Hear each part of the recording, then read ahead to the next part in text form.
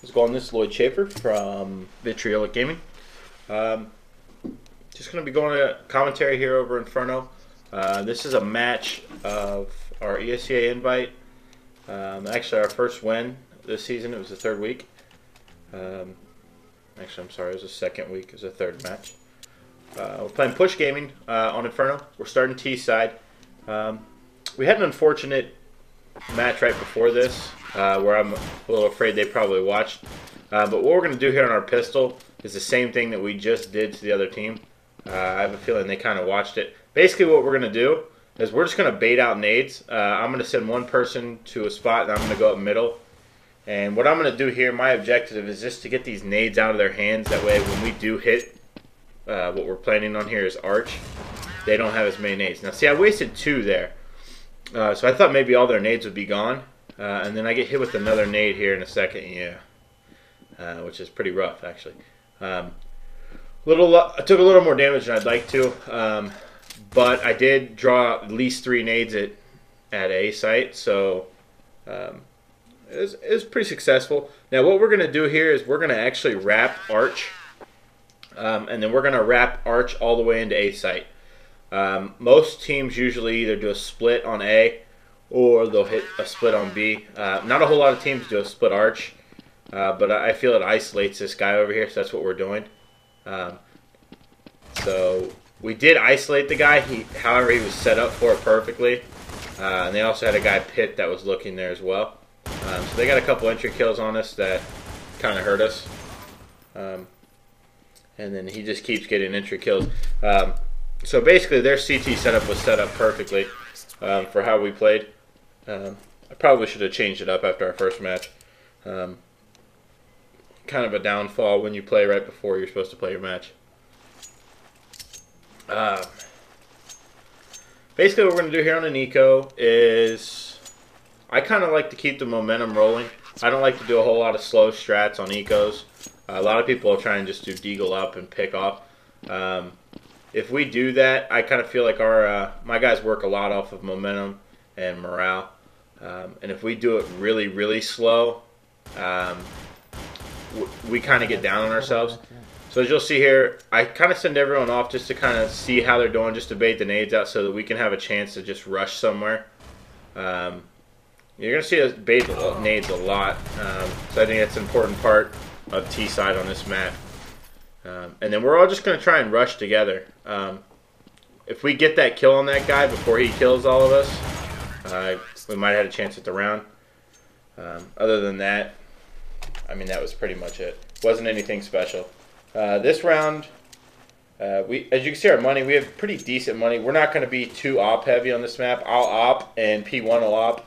No one else will be opping. And on this a map like this, you can actually do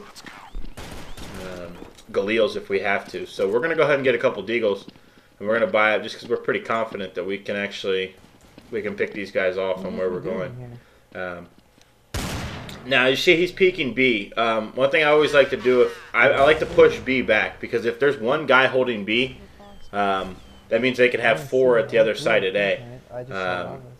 And with that, what that means is they're stacked at the other site, and they're letting one guy hold a bomb site, and that should never be allowed. As you'll see on CT side, I hold B a lot by myself because they don't actually push me back, and we get to stack A. So that's what we're going to try and do. Majority of the rounds, we're going to try and at least keep them occupied over at banana if we're not hitting it.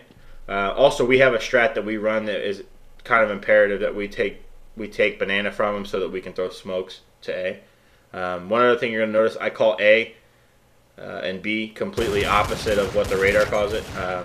We're all from 1.6, so we've always called it from 1.6 sites.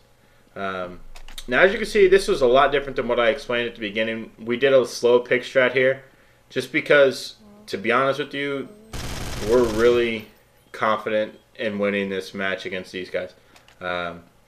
Later on in the season, we don't predict that they'll have a whole lot of wins, so we're pretty confident going into it.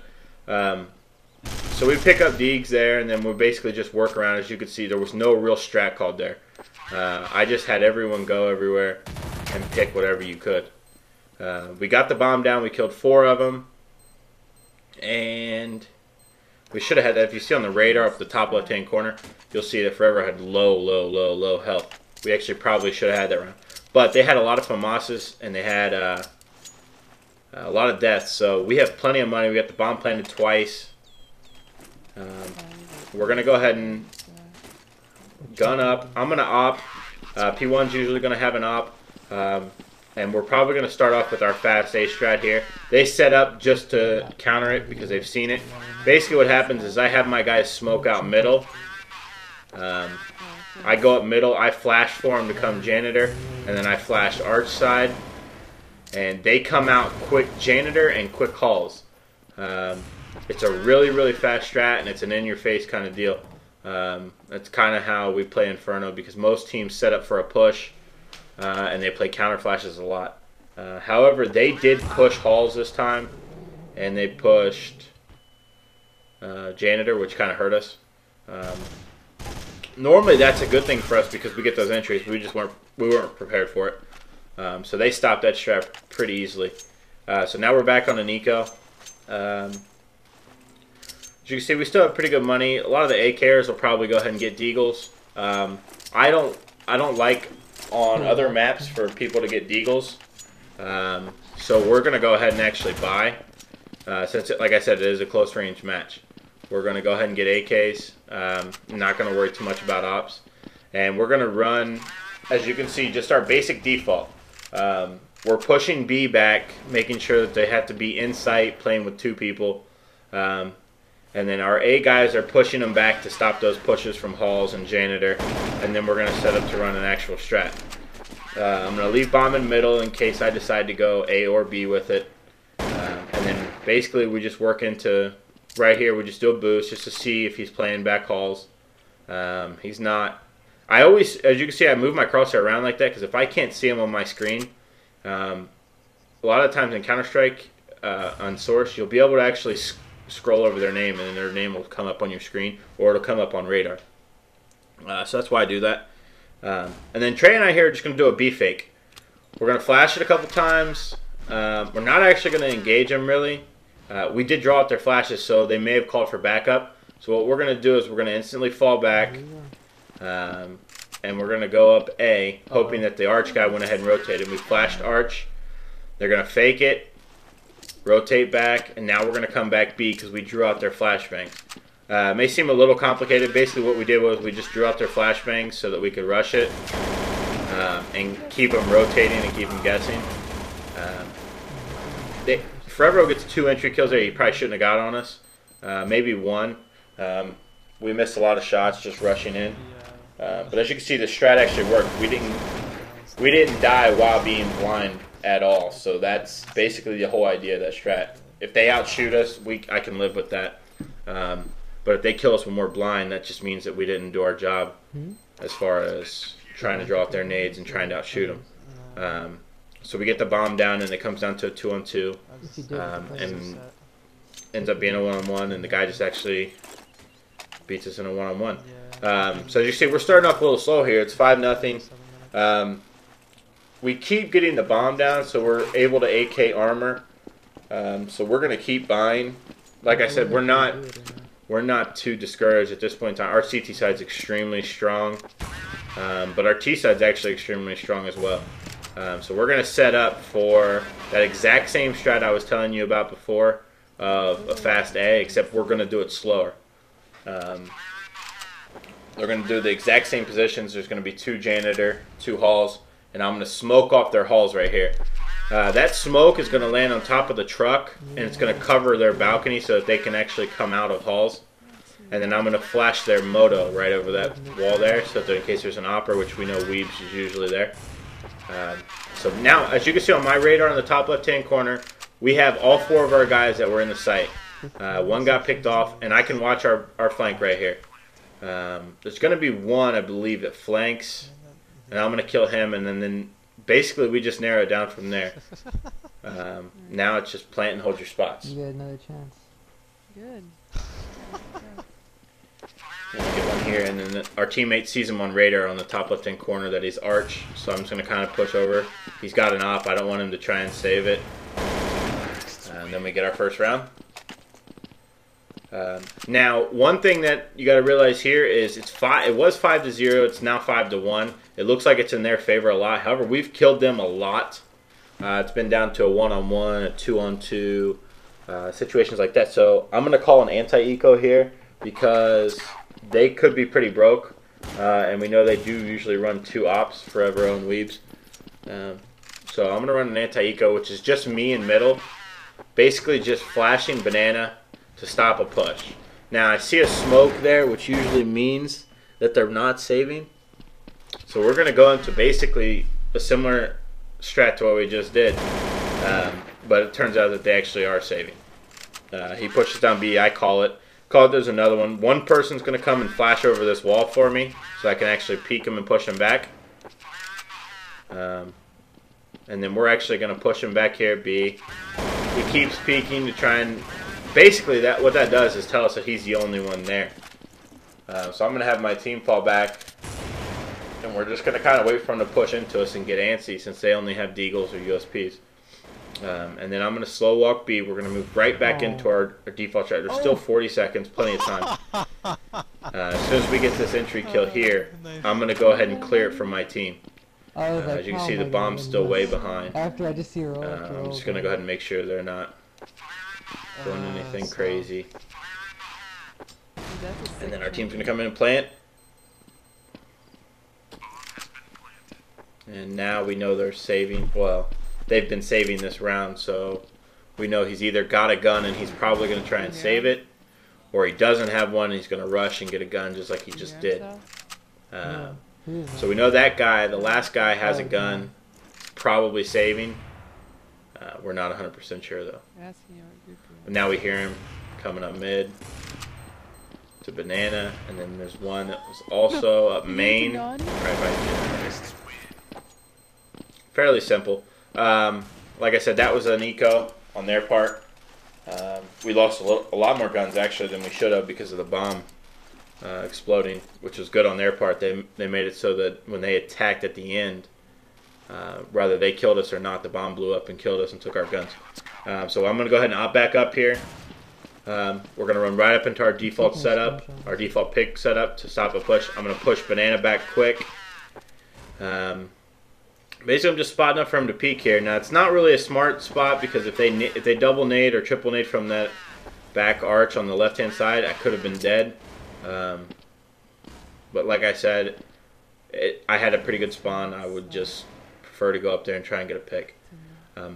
So what we're going to do is just set up for an A push here. I'm going to pick this corner. I see him. I hit him. Now, I know he's probably not going to keep re-peeking because he just got hit with an op and he can get flashed a bunch from that spot. So I'm going to flash him and actually push him back. Now, we have control of all of middle, which allows us to set up for flashes pit, moto, arch side, balcony, anything we really want. Now, I see he's all the way back in library. We can basically do whatever we want here today. So we're going to take up porch strong. I'm going to just watch our flank randomly, come through halls, and just help secure the site. Now we have the whole site to ourselves. We're in our spots that we want. I've got an op underneath me in pit. I've got a guy planning in sight with an AK. I mean, it actually worked out exactly how we wanted to. Once you push everyone back over at A bomb site, and you're allowed to run a strat on that, it's pretty easy to win. Which goes along with how I set up our CT side to make it so the T's cannot do that to us. If a T team is allowed to run their strat, they technically should be able to win the round. If you disrupt it somehow, you have a better chance of winning. So we got a couple rounds here. We got some momentum.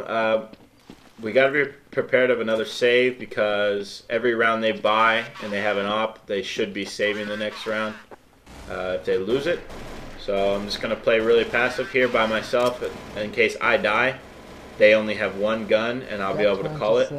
I've got 4 people up mid. I'm going to go back and pick the bomb up here. And we get 2 entry kills over at Halls. So we're going to go ahead and take it quick. I'm going to bring the bomb over to them. They're already up close to the site. Ryan's going to go ahead and frag out over there. It's an eco. I mean, there's not much else to say. We set up for pushes. When they do push, we kind of exploit that. If we get a couple entry kills, I tell my guys to go ahead and keep pushing as far as you can to see how many more are stacked there. That way we can pick the bomb up and decide where we want to go.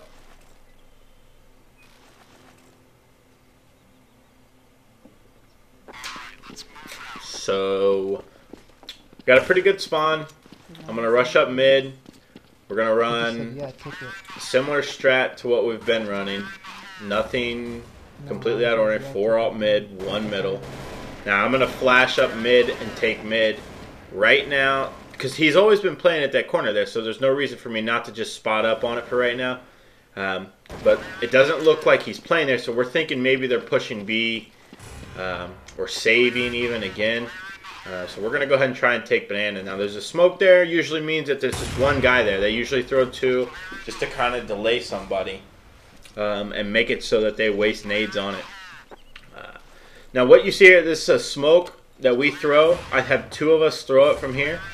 It's going to land in front of library around arch. We're basically splitting B here. I'm sorry, we're basically splitting A here. I get that smoke over at arch. We get those smokes over at arch. It completely clears that whole side out for us, and we can all pile up porch side and go out balcony. Those smokes that we also throw, I also use for our banana split. And we used it in the previous match a lot. So when they saw those smokes, they might have thought that it was going to be our banana split and rotated accordingly. So it usually leaves that one side open, which is a good thing about those smokes. You can use them for 2 different strats. I mean, if you use them for a banana split and they're all just playing their normal spots, you can get up arch side and banana and split those B guys really easily.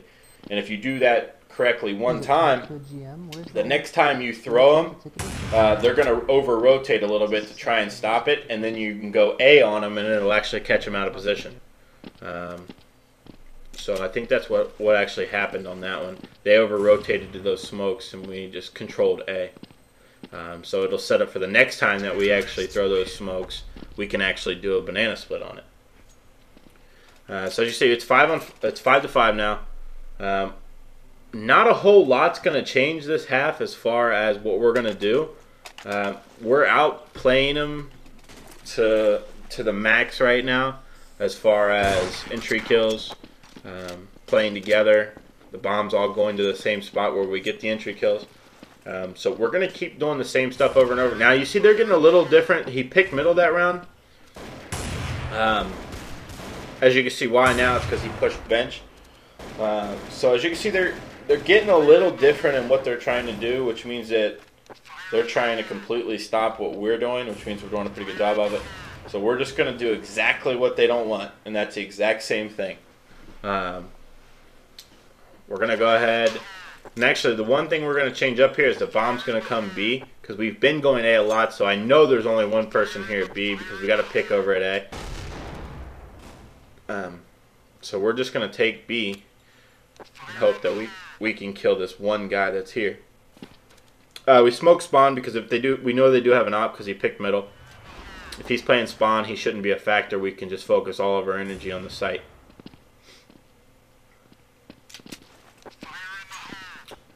Now what you see is we're falling back now because I heard 2 of them in spawn rotating, which means that this bomb site should be clear.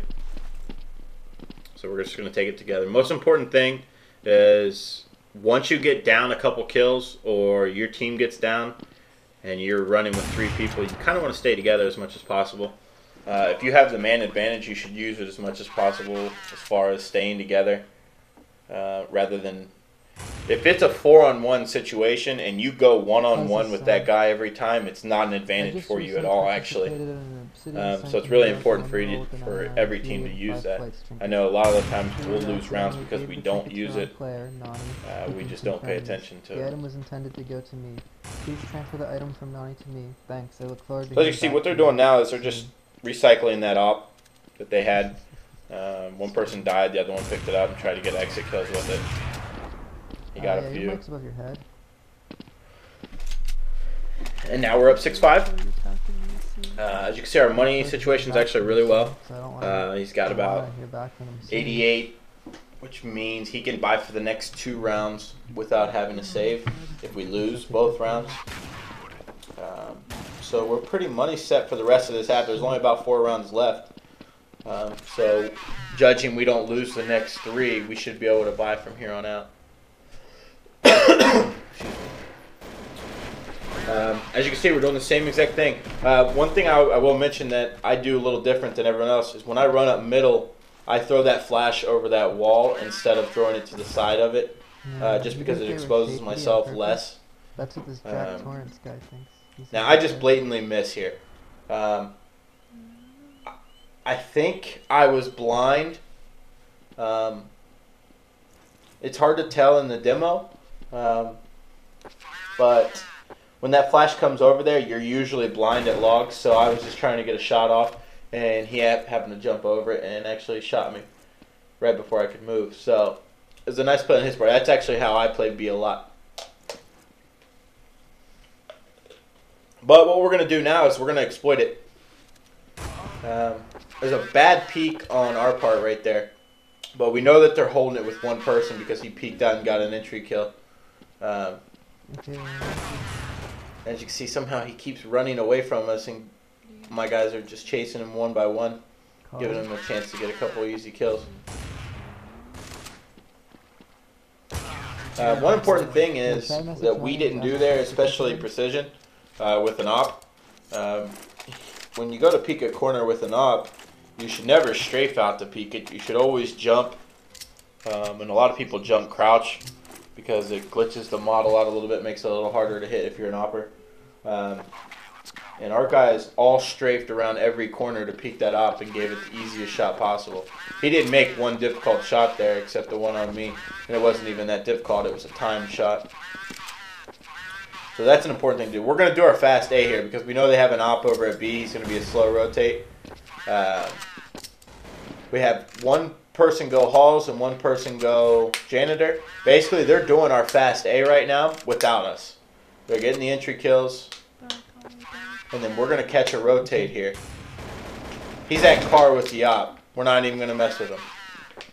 Normally, someone would rotate down.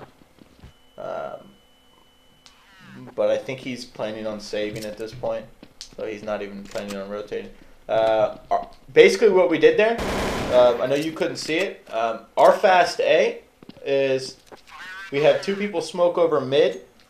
I rush up middle with flashes, and I flash janitor, and then I flash arch side, and 2 of my guys come out janitor, and then 2 of them go out halls quick and take A site, and then I either delay flank arch or I go up porch side with them, depending on where their guys are at.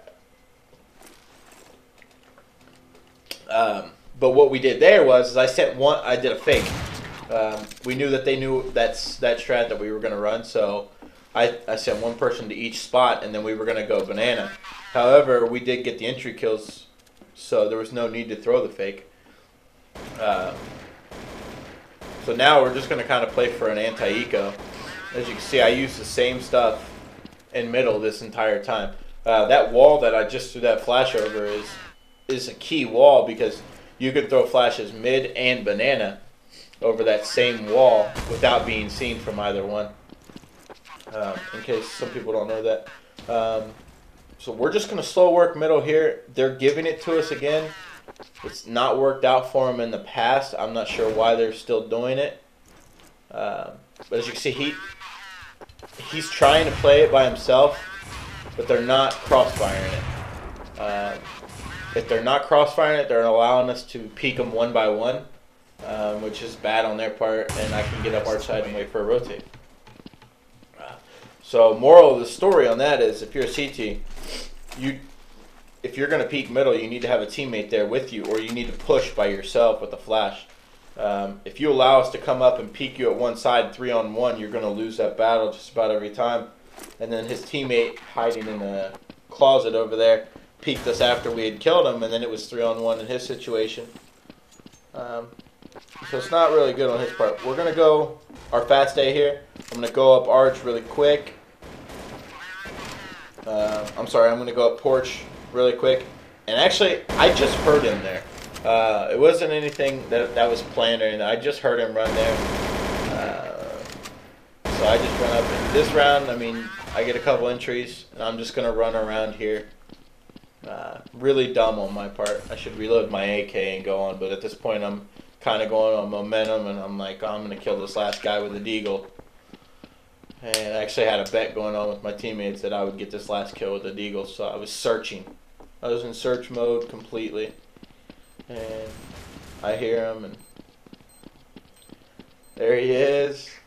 I'm going to chase him around, and I'm actually going to get him. So I won that bet. Really good half on our parts, 9-6. I would predict us to probably win this 16-6 because our CT side's that strong, which is a good thing. Our pistol rounds are usually really bad. They've been getting pretty good lately. Now, one thing I do differently is on this side of the pistol round, I change our pistol round up a lot because they watched our previous match. On our previous match, we stacked everyone at A, and it actually worked. So on this round, I'm gonna keep an eye on B because I do have a feeling they're gonna go B. So we're gonna put 2 at B and then just 3 over at A. I have my A guys actually push up halls and janitor, and then just put a big crossfire on that, and then just listen for them to come up middle. We're just going to spot down banana here. Once one of them jumps to logs, we're going to double flash over and then just peek randomly. He's going to do the same with his. We get a couple calls that they're coming up middle and porch, so we're going to rotate. Now, I can see he's on our spawn, so I'm going to have my B guys stay at B because he's probably trying to rat banana, and it actually turns out that he is. You see bomb on radar coming banana. So I'm already ready to rotate in. Now I can hear him run in. I tell my teammate not to peek. There's really no reason to peek to give him a chance to pick you off when we can just flash in together and take it together.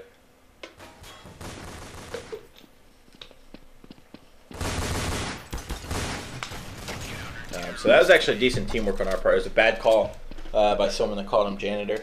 Or generator, sorry. But we did have a 3-on-1, and we didn't peek it 1 by 1, so that worked out good on our part. So now we're in eco mode. Everyone loves these rounds. If you play too passive, it can hurt you. If you play too aggressive, it can hurt you. I usually play aggressive with my teammate.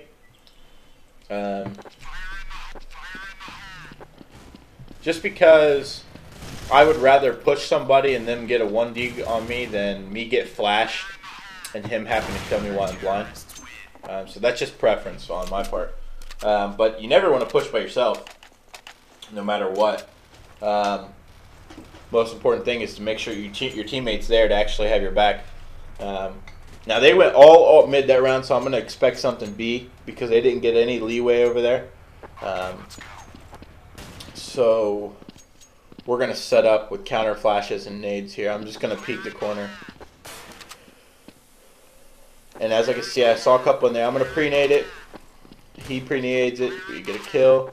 You know, there was a couple more there because we can hear him reloading their Glocks. And then I'm going to try and push and get cocky. He catches me off guard. But we already have someone flanking. So it works out on our part. One thing to keep in mind there, we did flash over a lot to counter flash him. So that helped them flank too.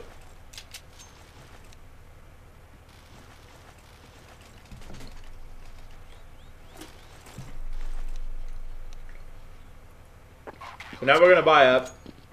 I'm going to up banana. TCK is going to be my rotator. He's going to go to logs. His main job is to wait until I see someone jump to logs before he nades. As you see, no one's actually touching B. So eventually here, I'm going to let him rotate over to A. They're not doing what I was saying that we needed to do, is push back B. But you can see now, I'm holding all of banana with no threat from them at all. So now we can have 4 at A. So if they hit A, we have a really good chance of winning that round. And right now, what I'm doing, I'm just playing a counter flash spot. If they haven't peeked banana yet, they're going to flash over and then peek. So I'm just going to do the same. I'm going to flash over and peek. And then I'm just going to kind of hold it. Get a couple entries over there and they call for it. So I'm going to go ahead and rotate. On my rotate, you can see we get a couple entry kills. You see TCK gets 2, which is huge because he's normally a B player. But they let us have me play B by myself. So as you can see, that kind of lost them this round.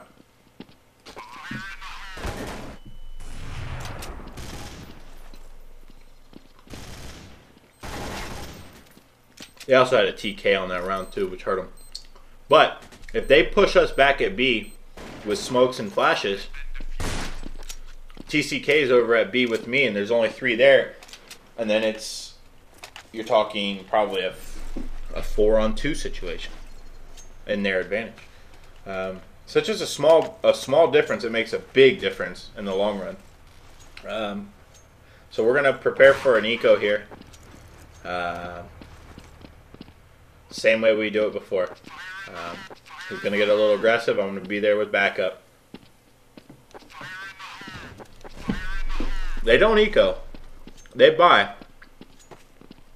Trying to catch us off guard. And they do. They get 1 kill. So we start falling back passive and play normal. And actually what happens here is I'm going to be the rotator. Because I like to have an op on arch side. And then I'm playing a little too aggressive here because a flash over will actually blind me and I won't be able to do anything. But I'm going to go ahead and do it anyway. I wouldn't suggest it, but it actually works out for me. As you can see, I'm going to get a kill and I'm going to fall back because if they do flash over, it's really hard to get out of there in time. And then I'm just going to keep playing randomly from arch or library. And then I get a hunch that they're going to go B. And once we see smokes like that, it kind of confirms it.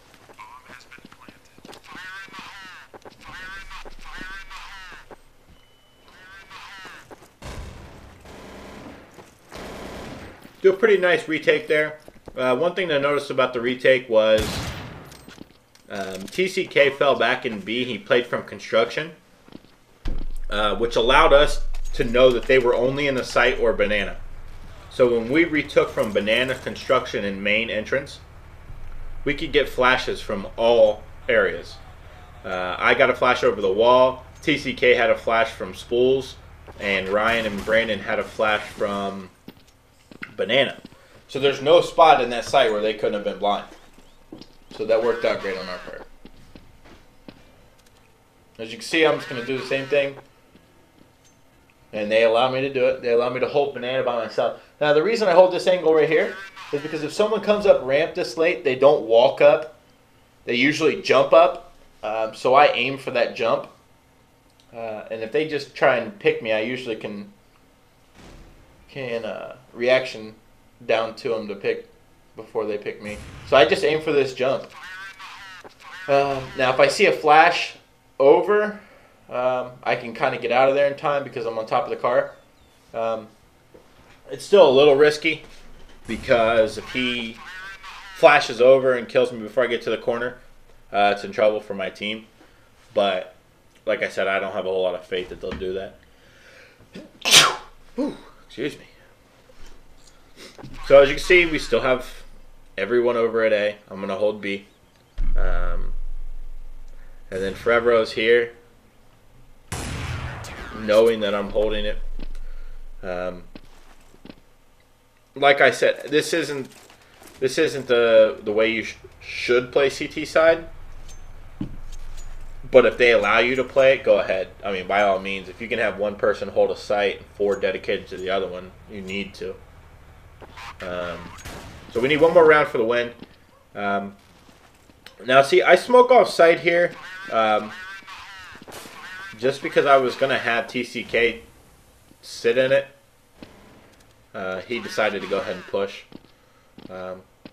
He's getting really aggressive over at B, and I'm just going to go ahead and rotate. They're not touching banana at all, really, so when they do that, it allows us to push wherever. I mean, as you can see, TCK just came up middle from banana.